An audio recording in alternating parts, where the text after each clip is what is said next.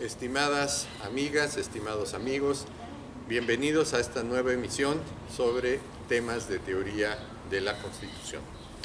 En la ocasión anterior analizamos los antecedentes y los aspectos centrales del procedimiento de revisión constitucional que está establecido en la Constitución mexicana de 1917, y hoy vamos a profundizar en el tema hasta llegar a un punto en el que podamos proponer una serie de cambios, propiamente crear un nuevo procedimiento de revisión constitucional en nuestro país, para lo cual es necesario reforzar algunos aspectos de carácter teórico y muy particularmente apoyarnos en el derecho comparado, para darnos cuenta de la gran diferencia que existe, no solamente teórica, estructural, sino práctica, entre los procedimientos de revisión constitucional que existen, sobre todo en las constituciones europeas, donde, como sabemos, están los mejores sistemas constitucionales del mundo, en comparación con el procedimiento que tenemos en la nuestra. Recordemos brevemente, y sería conveniente partir de este punto, que en nuestro país no existe ningún poder constituyente permanente establecido en el artículo 135 constitucional. Los antecedentes de esta idea, de esta creencia, del propio procedimiento que tenemos establecido en nuestra Constitución, ya los comentamos en la emisión pasada. Pero recordemos que nuestro país, por lo menos en cuanto a los que yo conozco, que son varias decenas de países en el mundo en cuanto a su sistema constitucional, el nuestro es el único donde se cree en esta idea de que existe un poder constituyente permanente establecido en el artículo 135 constitucional. Pero no solamente desde el punto de vista teórico, académico, se sostiene, se divulga e inclusive se enseña a los estudiantes de Derecho este enorme equívoco, este despropósito, porque sinceramente es un despropósito que se debe a ese autor, ese tratadista que mencionamos la ocasión anterior, que fue Felipe Tena Ramírez, en cuyo libro Derecho Constitucional Mexicano apareció por primera vez este concepto.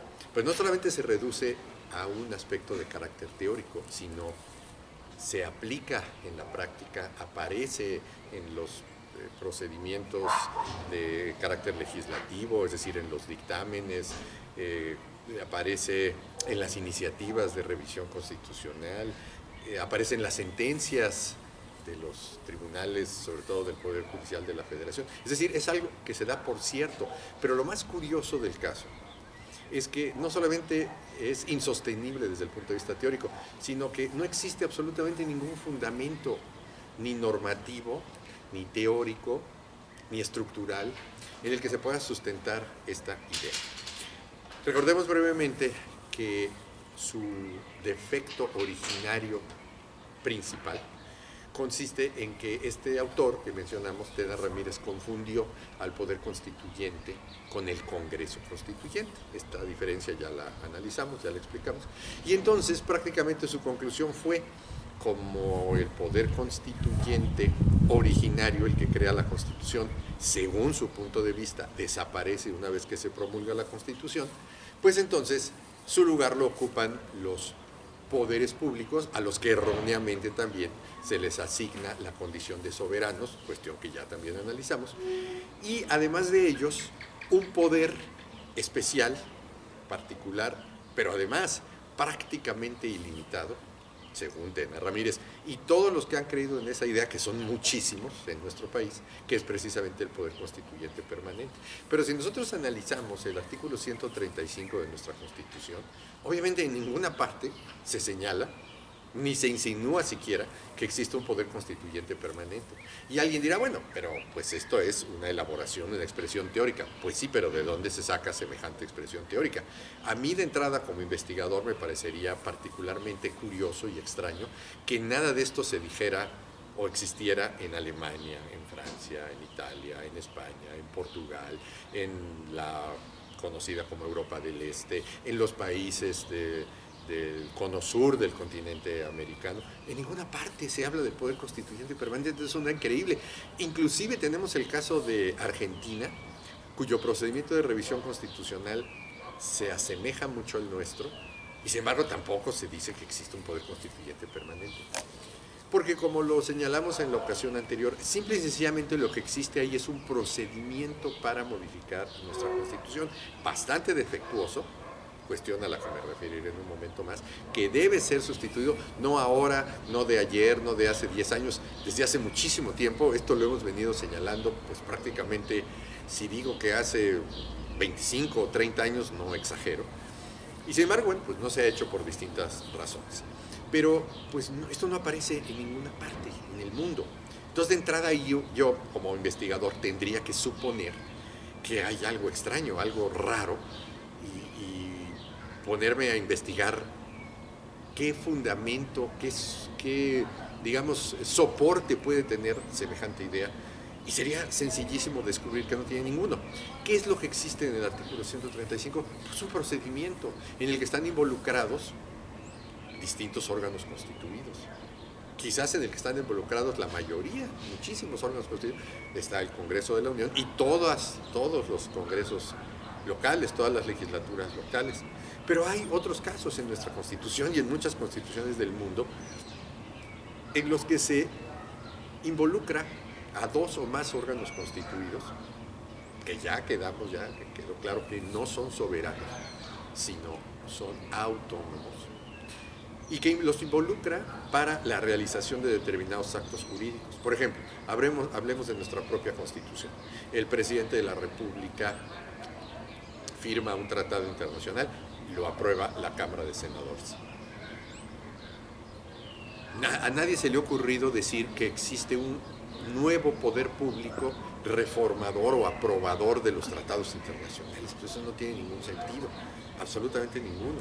El presidente de la República propone a los ministros de la Suprema Corte y la Cámara de Senadores los aprueba. Tampoco a nadie se le ha ocurrido decir que ahí está un procedimiento, llamémosle, que designa a los ministros de la Suprema Corte y es un nuevo poder público. O sea, es verdaderamente absurdo eso. Pero el asunto no se detiene nada más en este error conceptual llevado a la práctica con muchas consecuencias negativas, entre otras la gran cantidad de modificaciones que ha tenido nuestra Constitución, aspecto que ya señalamos a lo largo de sus 103 años de vigencia. No se reduce a eso. El problema precisamente es que esto se ha dado por cierto, se ha dado por bueno. Nadie lo cuestiona. Desde luego ha habido voces, tanto en el pasado como en la actualidad y en los periodos intermedios entre ese lapso, pero han sido siempre una minoría. Por ejemplo, vale la pena recordar en este momento a uno de los juristas más importantes que ha tenido nuestro país. Yo diría que en muchos sentidos mucho más importante que algunos de los que se consideran prohombres o pilares del derecho constitucional en México.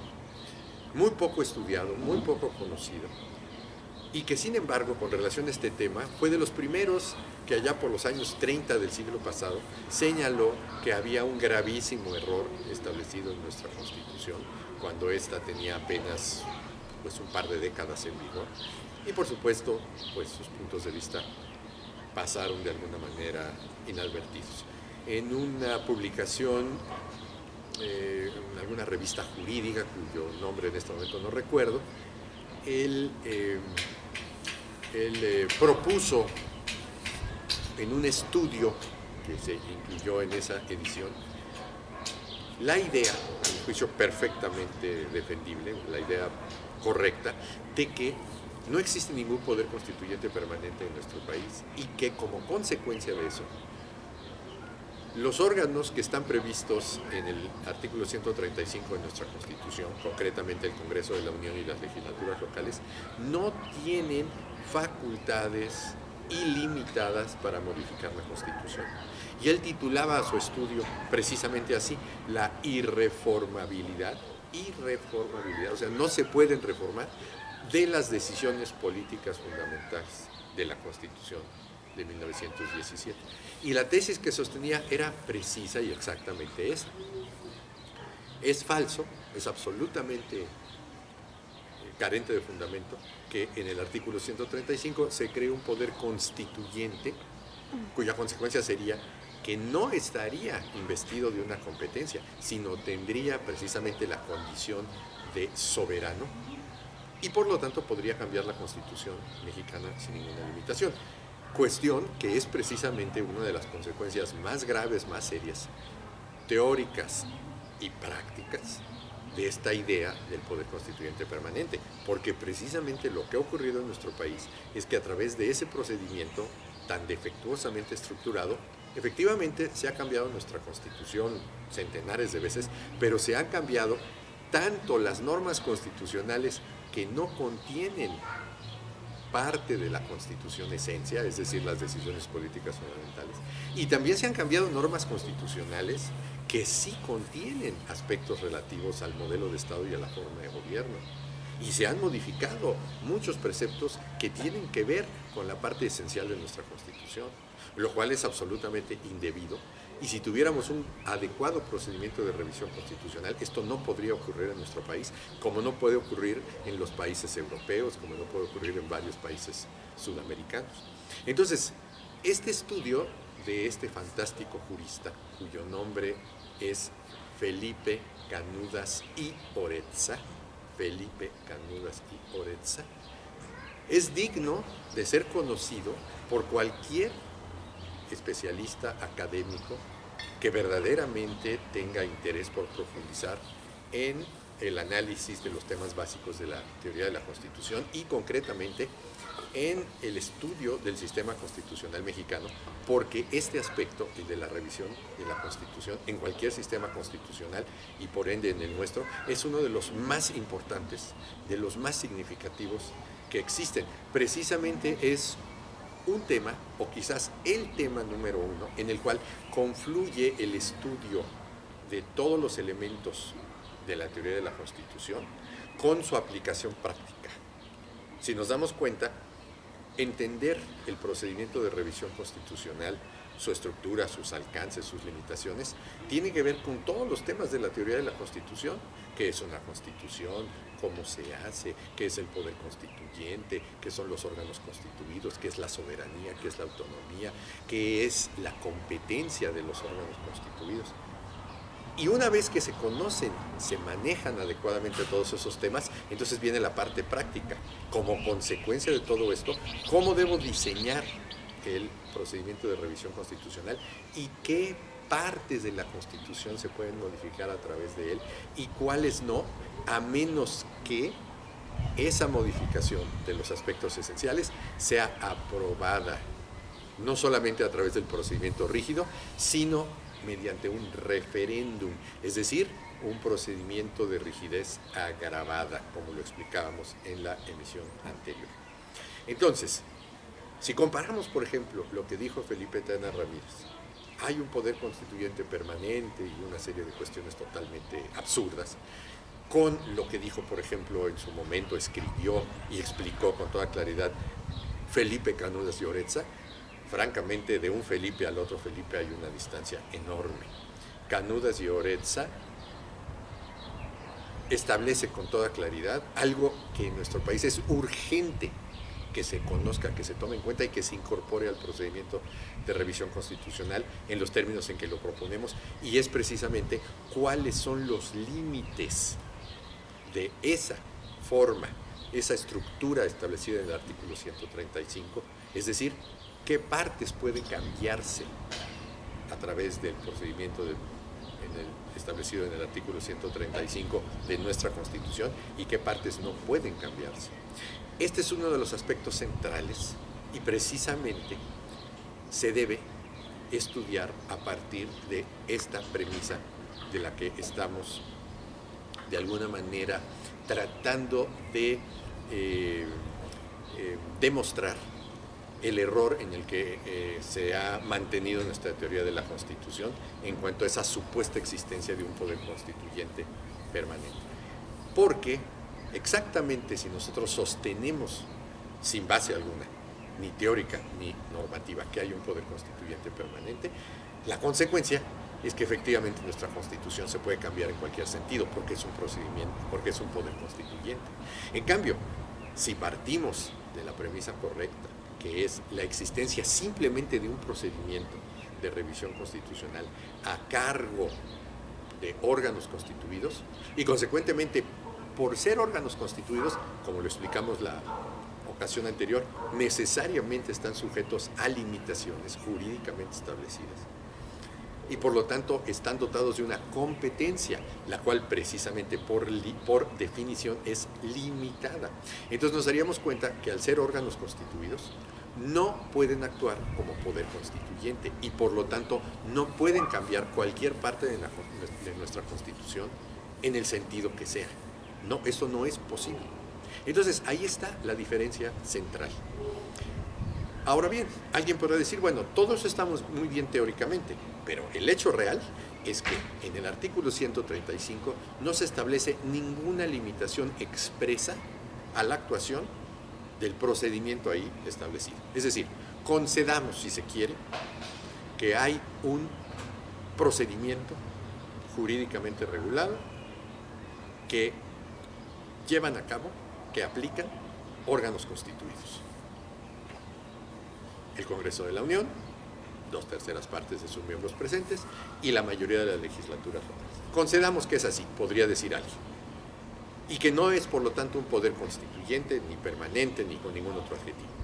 Pero de todas maneras, podrían decir quienes siguen con esa idea, el hecho real es que no hay ahí ninguna limitación expresa para que se modifique nuestra Constitución. Entonces, en todo caso, el constituyente, el único que existe, que es el constituyente que crea la Constitución, en el caso de nuestra Constitución, el de 1916-17, no quiso establecer ninguna limitación, ninguna, en ese procedimiento establecido en el artículo 135. Y por lo tanto, llámese o no poder constituyente permanente, le dio esas atribuciones al Congreso de la Unión y a las legislaturas locales para cambiar nuestra Constitución en cualquier sentido.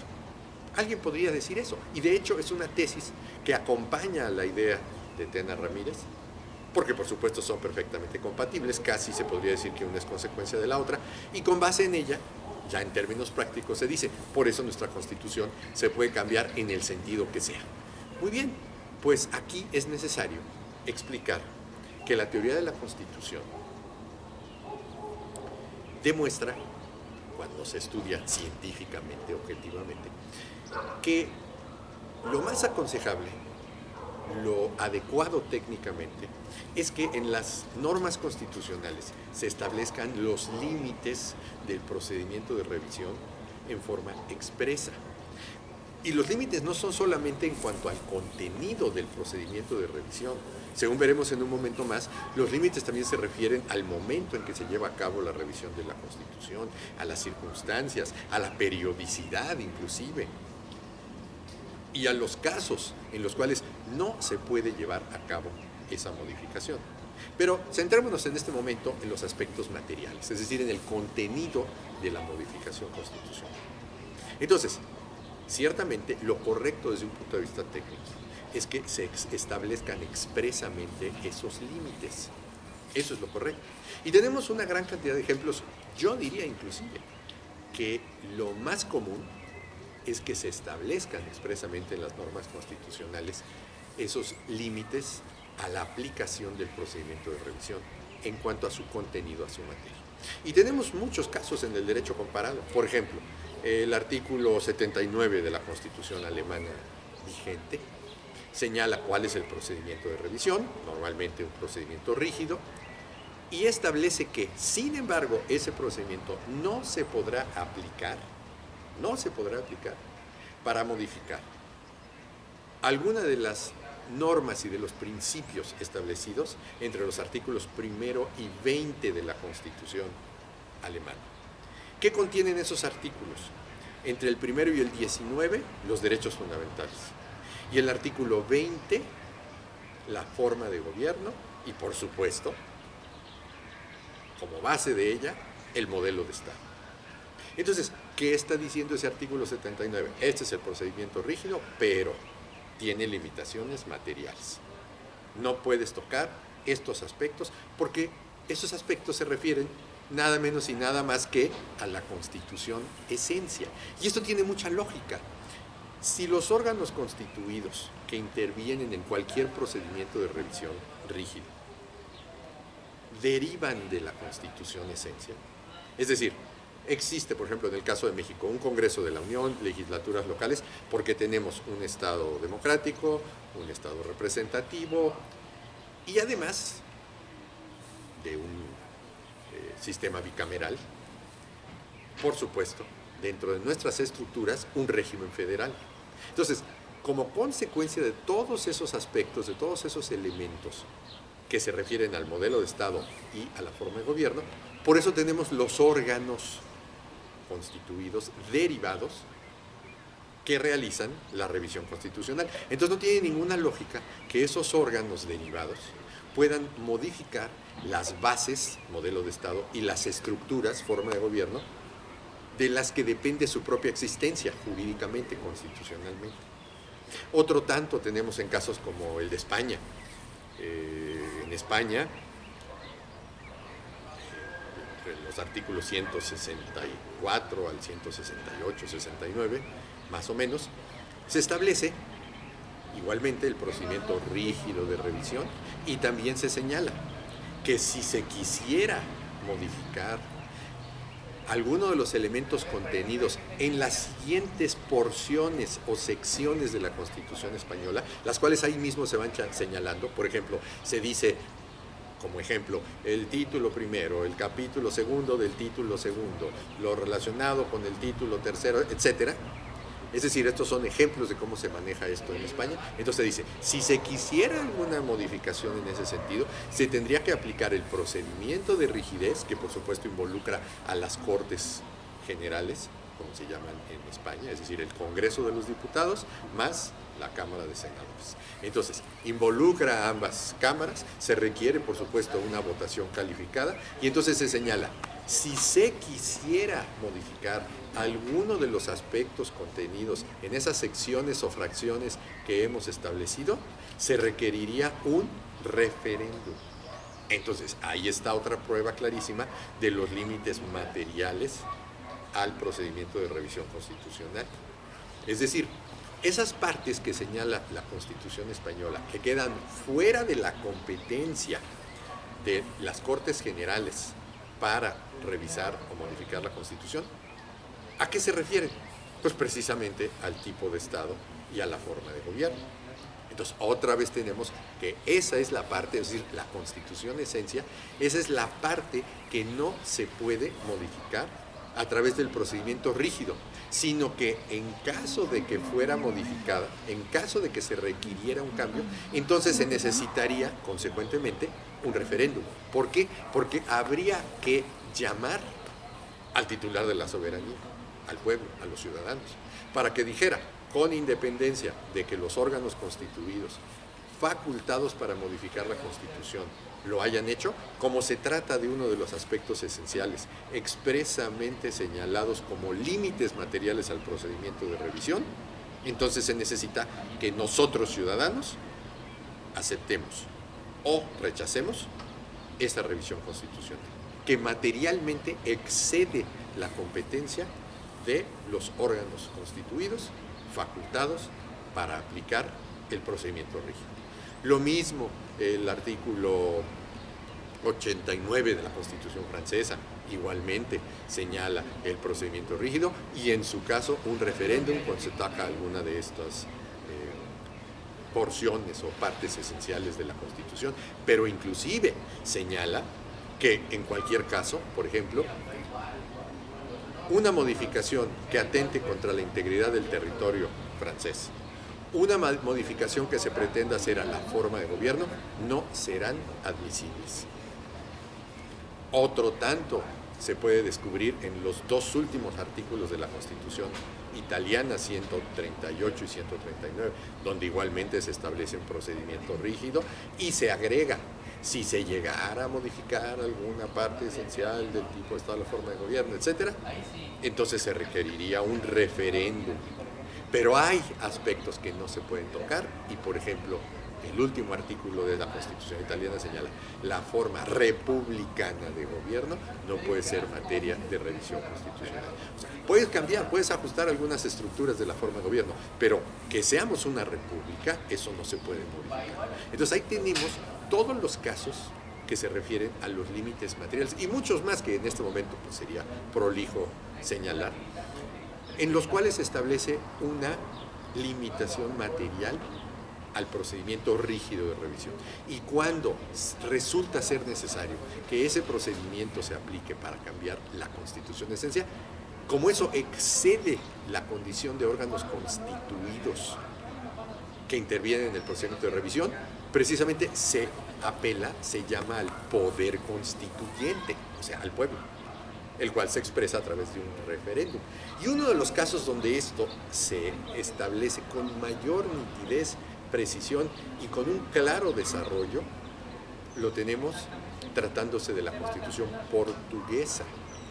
Esa Constitución, por ejemplo, señala en su artículo 288 que las leyes de revisión constitucional, recordemos que ese es el término correcto para denominar al acto jurídico mediante el cual se modifica una constitución, las leyes de revisión constitucional, que es como debería llamarse ese acto jurídico en nuestro país, así se le llama en España, en Alemania, en cualquiera de los países que hemos mencionado. Entonces, en el caso de Portugal, que no es la excepción, se dice: esas leyes de revisión constitucional, para nosotros decretos de reformas y adiciones, no podrán modificar, o sea, tendrán como límites materiales su contenido, no podrá alterar ninguno de los siguientes aspectos. Y entonces viene una lista en el artículo 288 que abarca desde el inciso A hasta el inciso O del abecedario, prácticamente todo el abecedario, en los cuales se señalan esos límites materiales de revisión de la Constitución portuguesa. ¿Y cuáles son? Si se analizan, por ejemplo, la distribución de competencias, los derechos individuales, los derechos sociales, el tipo de Estado democrático social de derecho, las elecciones periódicas, el control de la constitucionalidad concentrado, etcétera, etcétera. Es decir, se van analizando y ¿qué son?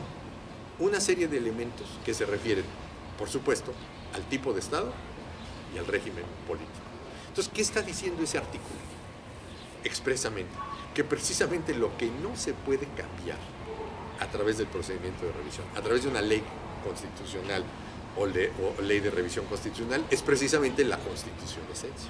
Entonces alguien podría decir, bueno, entonces, ¿qué es lo que se puede cambiar?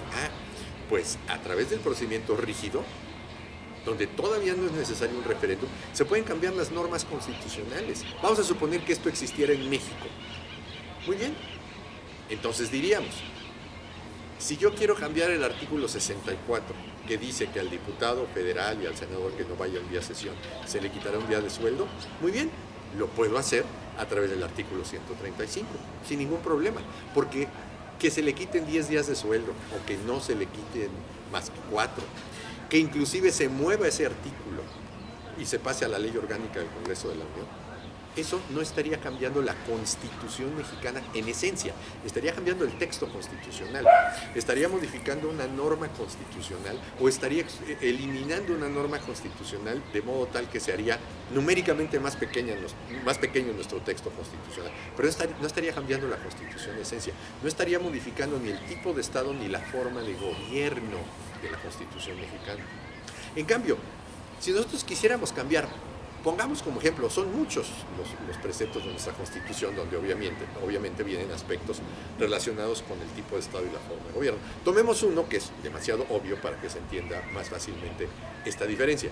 Si tomáramos el artículo 40, que dice que México es una república democrática, representativa, laica, federal, y nosotros quisiéramos cambiar alguno de esos aspectos, quisiéramos convertirnos en una república democrática pero centralizada, o sea, sin competencias autónomas de las entidades federativas, una república que ya no fuera laica, sino que tuviera, por ejemplo, una religión oficial, cualquier cambio de esa naturaleza, estaríamos modificando o el modelo de Estado o la forma de gobierno. Y eso no lo podríamos hacer a través del procedimiento establecido en el artículo 135. O sea, no bastaría la rigidez constitucional. ¿Por qué? Porque precisamente estaríamos tocando un aspecto relacionado con la Constitución esencia, con las bases y las estructuras del Estado. Entonces, ¿qué necesitaríamos? Necesitaríamos aplicar la rigidez constitucional, pero agravada. Y después de que eventualmente se cambiara ese aspecto de nuestra Constitución esencia, entonces sí, habría que convocar a un referéndum para que los ciudadanos dijeran sí o no a esa modificación. Ya en su momento explicaremos en otra emisión qué cosa es un referéndum, qué requisitos estructurales tiene, qué porcentaje de ciudadanos tienen que intervenir, cómo se considera el sí mayoritario o el no mayoritario. Todo eso lo veremos en su momento.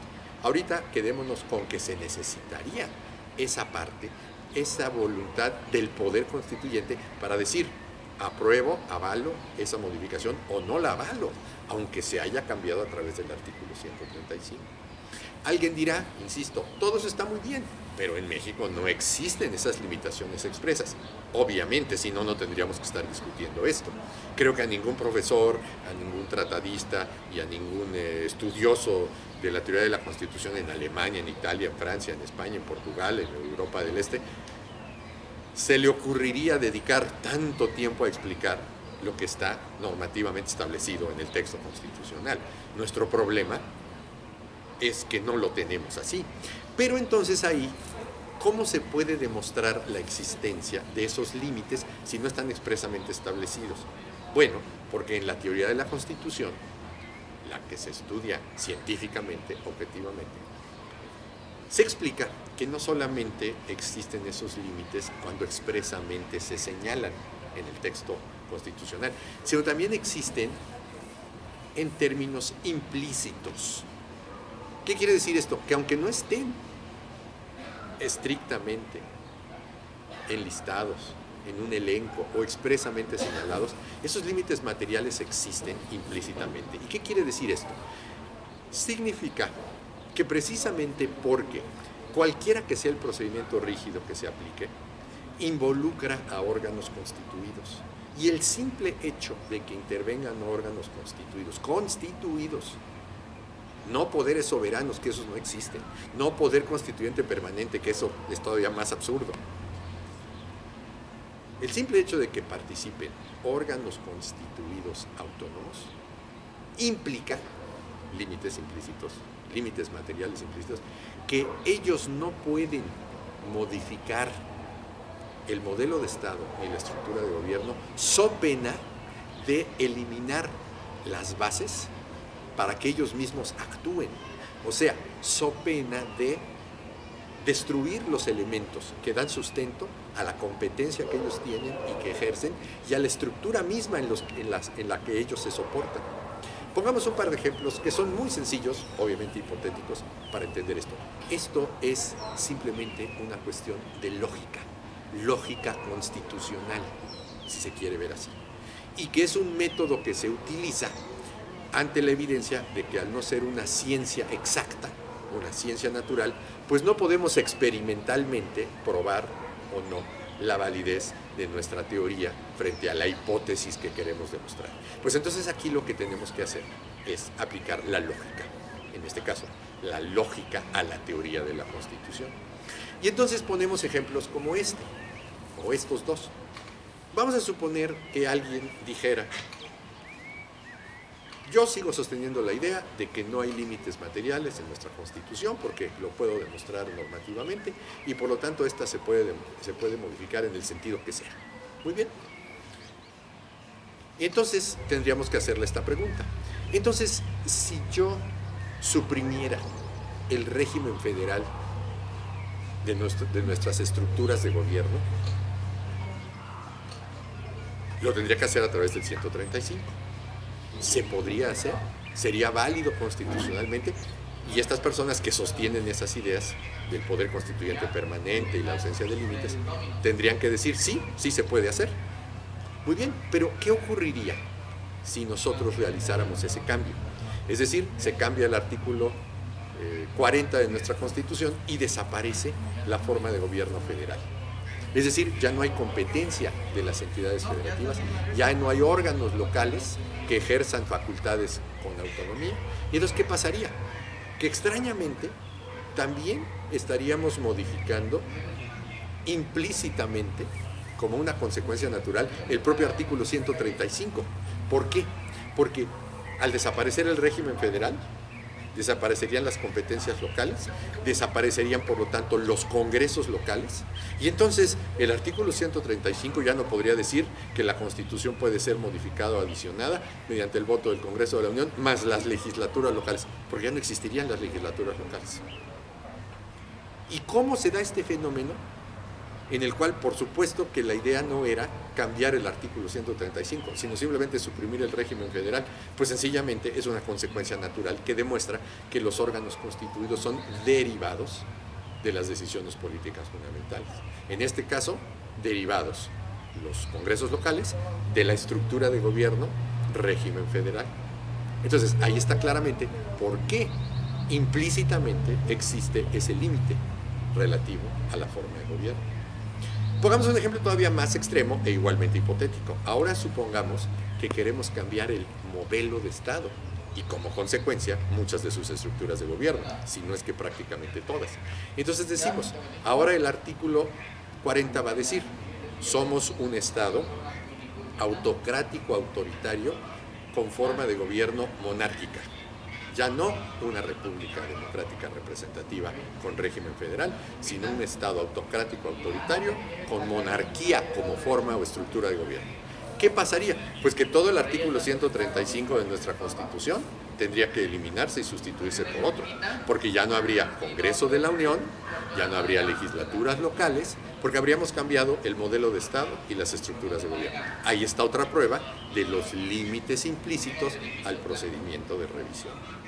Entonces, queda claro que sea a través de límites expresos, que es lo más recomendable, o de límites implícitos, no es posible bajo ninguna circunstancia sostener que un procedimiento de revisión constitucional sirva para emitir leyes de revisión con cualquier contenido, el que sea, incluida la modificación de las decisiones políticas fundamentales. Eso no tiene ningún sentido, ningún sustento teórico y tiene, en cambio, muy graves repercusiones prácticas, entre otras, que la Constitución se cambie tantas veces como se ha cambiado en nuestro país, pero sobre todo que se toquen aspectos relativos al modelo de Estado y a la forma de gobierno. Para concluir, es necesario sugerir entonces cuál debería ser o cuál podría ser un buen procedimiento de revisión constitucional en nuestro país. Y de entrada, yo sugeriría, primero, que se reestructurara totalmente.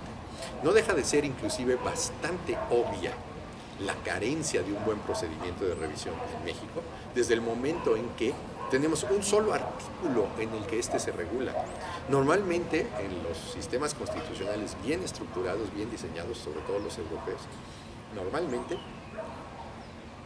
existen 4, 5, 6 artículos para regular adecuadamente el procedimiento de revisión. Entonces, de entrada, nosotros tendríamos que establecer un artículo en el que se señalaran quiénes tienen derecho de iniciativa de revisión constitucional. Alguien dirá, pues, ¿cuál es el problema si se aplica el artículo 71 de nuestra Constitución? Pues ese es el problema, que ese es un artículo relativo al procedimiento legislativo ordinario, no al procedimiento extraordinario de revisión constitucional. Entonces, carecemos hasta de eso. Segundo, se debe establecer con toda claridad que el acto jurídico mediante el cual se modifica la Constitución es una ley de revisión constitucional. ¿Y esto por qué? Porque entonces, como veremos en un tema posterior en el que analizaremos el control de la constitucionalidad, observaremos que al existir límites en la aplicación del procedimiento de revisión, si esos límites no se respetan, entonces la ley de revisión constitucional puede ser contraria a la Constitución y debe ser, por lo tanto, objeto o materia de control de la Constitucionalidad. Entre paréntesis, y adelantando un poco a lo que veremos cuando estudiemos ese tema, México es uno de los pocos países del mundo en donde increíblemente pasa lo siguiente. el acto jurídico quizás de mayor importancia en un sistema constitucional después de la expedición de una constitución, que es precisamente su reforma, es un acto jurídico que en México está fuera del control de la constitucionalidad. No puede atacarse un decreto de reforma a la Constitución en México para examinar si es o no constitucionalmente válido, porque, por ejemplo, en el caso del amparo está expresamente prohibido que así se haga en la ley de amparo vigente. Es la primera causa prevista normativamente de improcedencia del juicio de amparo. Y en cuanto a los otros recursos de control de la constitucionalidad, por ejemplo, las controversias constitucionales, las acciones de inconstitucionalidad, se han establecido criterios jurisprudenciales conforme a los cuales no es posible someter a control de la constitucionalidad un decreto de reformas o adiciones, entre otras razones, supuestamente, porque es un acto del poder constituyente permanente. Entonces es muy importante que esa ley de revisión constitucional se llame así para que entonces sea materia del control de la constitucionalidad abstracto, es decir, a través de una acción de inconstitucionalidad, como se le conoce en México. Tercero, ya en otro precepto, señalar con toda precisión cuál es ese procedimiento, distinguiendo entre la revisión a través de un procedimiento, digamos, rígido, cuando se trate de cualquier parte de la Constitución, cualquier norma, cualquier precepto, que no involucre, que no incida, que no altere, que no modifique, que no toque en lo mínimo a la Constitución esencia. Y distinguirlo de los casos en los que sí se toque, sí se altere, sí se incida, si se realice un acto de naturaleza constituyente o de incidencia constituyente, y entonces, además de la rigidez constitucional, tendrá que aprobarse esa modificación mediante un referéndum. Y además de establecer esos límites materiales expresamente, que serán el modelo de Estado y la forma de gobierno textualmente señalados, como por ejemplo se hace adecuadamente en la Constitución de Portugal, además de eso, se deben enseñar otros aspectos de otro orden, conforme a los cuales también se limite la revisión de la Constitución. Ejemplo, en casos de emergencia, en estados de sitio, en situaciones de excepción constitucional, suspensión de garantías, etc., no se podrá modificar la Constitución. Otro caso más, entre una modificación y la otra, temporalmente hablando. Hay muchos países en los que inclusive se señalan años, 2 años, 4 años, 5 años, entre una modificación y la otra, lo cual evitaría que se realizaran cambios tan frecuentes de nuestra Constitución. Y alguien dirá, bueno, ¿y qué pasa si es necesario un cambio antes de que se cumpla ese término? Bueno, pues entonces establecerse ahí que si fuera estrictamente necesario, tendrá que ser votada primero la procedencia del cambio desde el punto de vista de la temporalidad por el propio Congreso de la Unión, pero por una votación altamente calificada. Por ejemplo, 4/5 partes de los votos, el 80%. Definitivamente sí es necesario este cambio, a pesar de que se acaba de realizar un cambio hace poco tiempo. Bueno, entonces, con esa votación se dará entrada a la iniciativa y ya se aplicará el procedimiento de revisión rígido o, en su caso, de revisión agravada. Entonces, todos estos aspectos permitirían que nuestra Constitución tuviera un mecanismo, un procedimiento de rigidez, y en su caso de rigidez agravada, para que ordenada y adecuadamente se hicieran modificaciones a sus normas constitucionales, cuando solamente fueran aspectos no relacionados con la Constitución esencia y cuando sí se relacionen con la Constitución esencia. Al final, ¿a qué conclusión llegamos? Que cuando se trata de cambiar el tipo de Estado o la forma de gobierno, no hay más que 2 posibilidades. O se aplica la rigidez agravada, que ya explicamos, por lo tanto interviene el pueblo mediante su expresión de voluntad en un referéndum, o bien la otra opción, que existe también, sobre todo en algunos países sudamericanos como Colombia, se convoca a un nuevo Congreso o Asamblea Constituyente. Pero esto no es lo más común.